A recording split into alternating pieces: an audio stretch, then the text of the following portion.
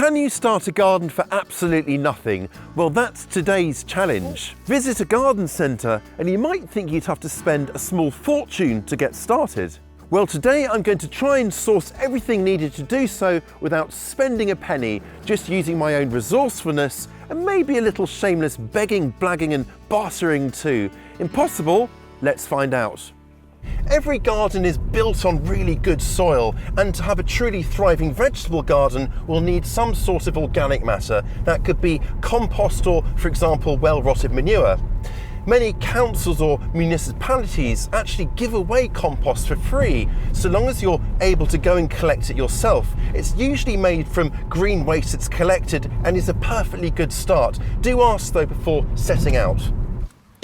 Alas, where I am, there's no such free resource, but I do know someone who keeps horses and has been kind enough to offer me some of that lovely, nutrient-rich muck, so long as I come and collect it myself. But first things first, I realise I haven't actually brought anything to collect it with, so I hope there's some sort of shovel or something.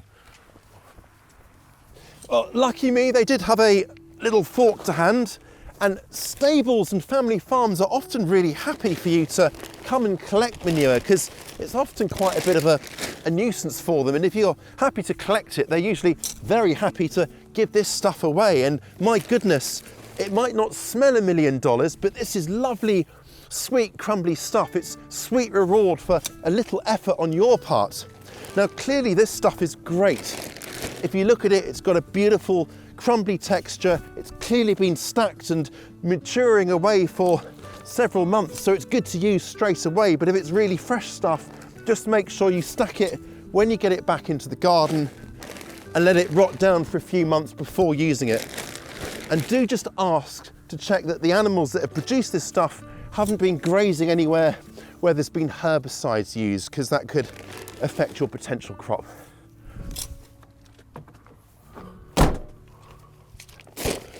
Now let me show you where we'll be starting this garden.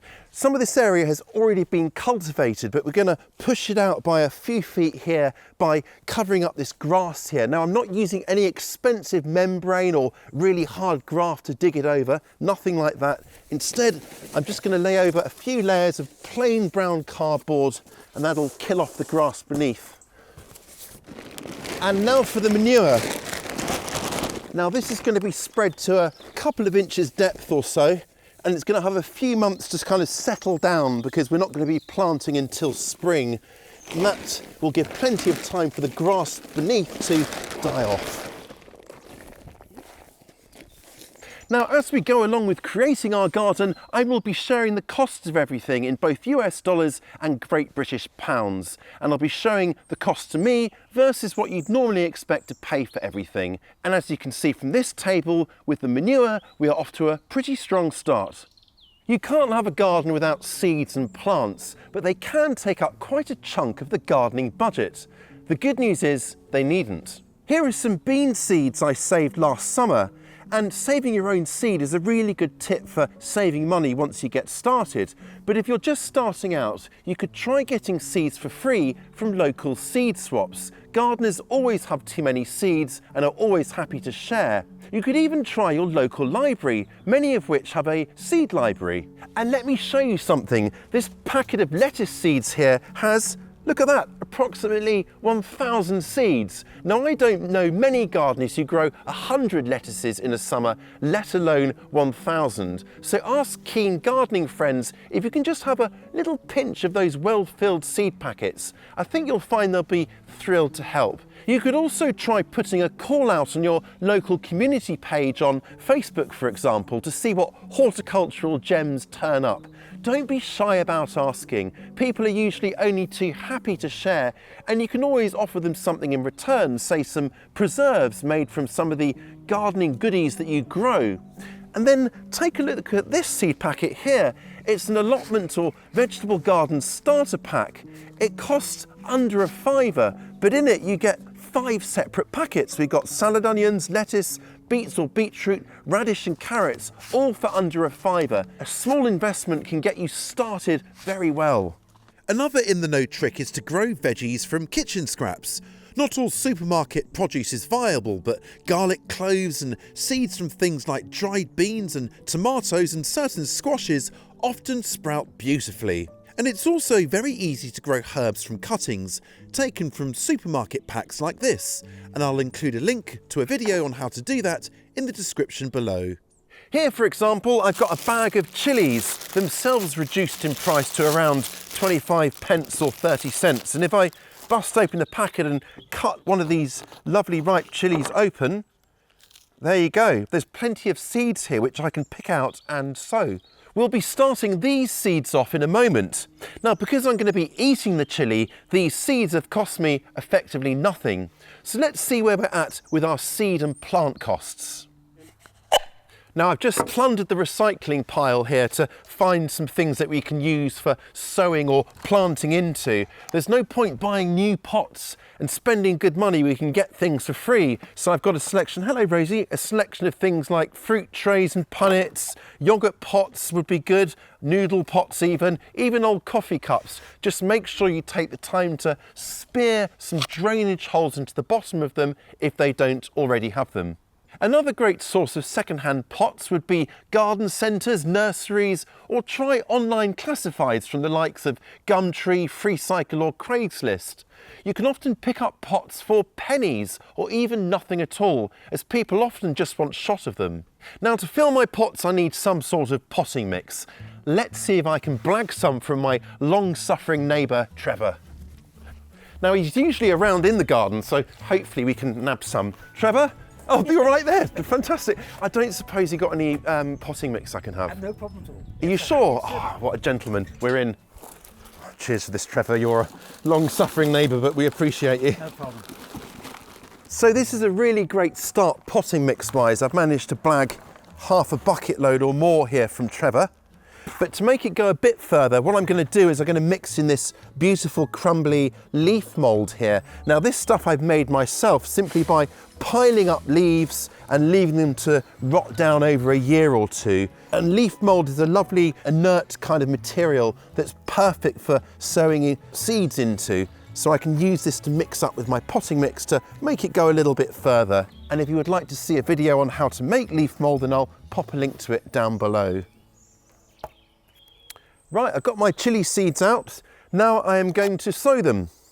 So I'm just going to space them nice and evenly over the top, maybe in this pot this size, maybe kind of 6 or 7 seeds.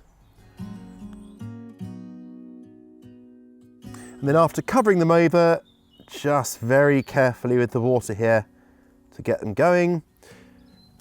Chilies like it nice and toasty to germinate. And as we haven't got a propagator yet, what I'm going to be doing is covering them with just some clear plastic like this. This will raise the humidity and create a more kind of cosy environment for those chilli seeds to germinate, which they will like. As I said, chilies like it nice and toasty warm to germinate. Now, we're not going to be using a heated propagator, just a warm windowsill like this near a heat source. They'll take maybe a few more days to germinate, but I'll still get them coming up in good time, and I'll have little chili pepper seedlings completely free, which is my kind of price. And I'll be making the rest of my sowings, including my saved bean seeds, over the next few weeks as temperatures warm up. Once the growing season gets underway, I'll need my own supports for my beans that I'm growing and potentially other free vegetables like tomatoes. And a clump like this of bamboo that I have in my garden is ideal for a free supply of lovely bamboo cane supports. This type here is a clump forming variety which stays nice and neat and doesn't take over, and it just regenerates year after year those lovely free supports. And what about a supply of soft plant-friendly ties? Well, something like old socks are perfect. These are nice and stretchy, very forgiving, and we can just cut them down into simple strips and use those to tie our plants to their supports. This is a great way of using up maybe holey socks or less than trendy t-shirts that are a bit worn out perhaps. Nothing goes to waste and it's all free. One other thing that will help our crops come summer is some sort of mulch. That's something that's just laid over the soil surface to help keep weeds down and lock in valuable soil moisture. And there's nothing freer and more readily available than your own grass clippings. These will help to shade the soil and keep things nice and cool, and as they rot down, add fertility too. Completely free. Another option is just dried autumn leaves laid over the surface, 100% natural and free.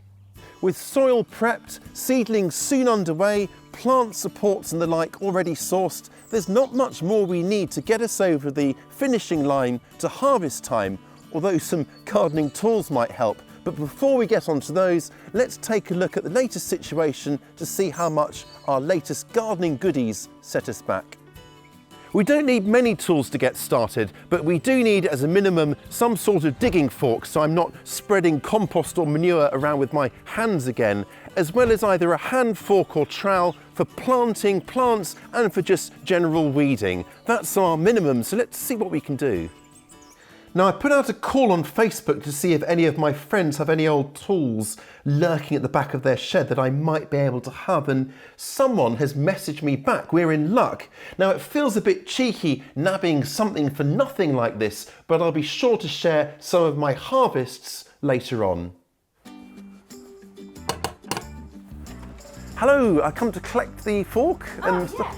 Ah, super. Oh, thank you. And are you sure about the rake? Absolutely. Oh, amazing. Thank you so much. You're I really very appreciate that. Wonderful. Thank you. Well, I am well and truly thrilled with this. I've got this fork here, which is as good as new, really. And they've even thrown in a rake. And then there's this lovely hand fork here, which can just be straightened out pretty easily. But I'm pretty much on my way with these tools here.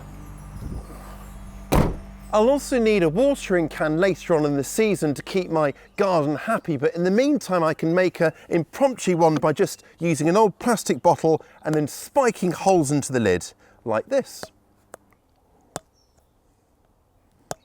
And here's the finished result. That's not bad, is it? Now, old plastic bottles have so many uses, and if you'd like a video on all the other uses that you can have for this little thing here, I will pop a link to a video on that down below. Now, we get plenty of rain in the winter, but in the summer it can be a completely different matter, and plants love natural rainwater to grow really healthy. So I'm going to try and find some sort of water barrel to collect some of this winter rain now while it's falling to use later in the summer for our garden. If you don't have a car to collect a water barrel, by the way, it may be worth checking with your local water authority, as some promote water conservation by giving them away for free. And would you believe it, on a dog walk I managed to find this guttering here, just being thrown out. Absolutely perfect for setting up my new water barrel. Right, let's take a moment to see where we're at. We've got some basic but pretty fab tools, as well as a means of collecting rainwater and applying it. And I'd say that's us done. The foundations of a new garden underway, and all that we need to grow and tend it safely acquired. So let's just summarise what we've spent to get us to this very promising point. I haven't quite managed to get the garden started for absolutely zero cost, but come on, we almost did it. A new vegetable garden, tools, soil amendments, seeds and sundries, all in for the same price as a couple of beers. I'd say I'm pretty pleased with that. I absolutely love free stuff, and while we didn't start a garden for free today, well, it's reassuring to know that you can start one for not very much at all. I'll catch you next time.